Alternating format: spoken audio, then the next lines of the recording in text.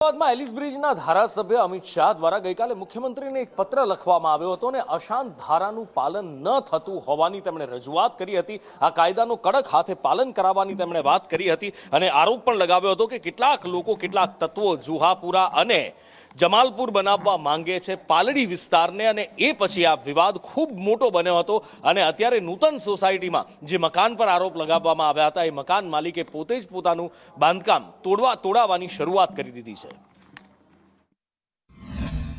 કે અમારા મિત્રોનું છે અને એમને પરચેસ કર્યું છે જે છે ડૉક્ટર સાહેબનું આ મકાન હતું।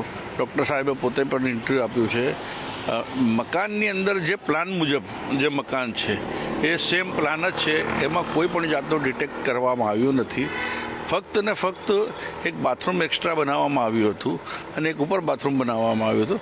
કોર્પોરેશને સ્પષ્ટ કીધું છે કે આ બે ઇલીગલ છે, પ્લાન મુજબ નથી, તમે આને દૂર કરી દો, તો અમે સ્વચ્છ રીતથી એને દૂર પણ કરી દીધું છે। સ્થાનિક ધારાસભ્ય દ્વારા જે પત્ર લખવામાં આવ્યો હતો ને જેને લઈને વિવાદ થયો હતો, જો કે કોર્પોરેશનની સૂચના મુજબ જે ઘર બનાવવામાં આવ્યું હતું અને જે ખામી દેખાતી હતી અને કોર્પોરેશન દ્વારા જે સૂચનાઓ આપવામાં આવી હતી તે જ મુજબ હવે તમામ લોકોએ જે બાંધકામ જે કરવામાં આવ્યું હતું જે ગેરકાયદેસર લાગતું હતું તેની સૂચના મુજબ હવે સ્વેચ્છાએ જ ઘરના માલિક દ્વારા તોડવામાં આવી રહ્યું છે।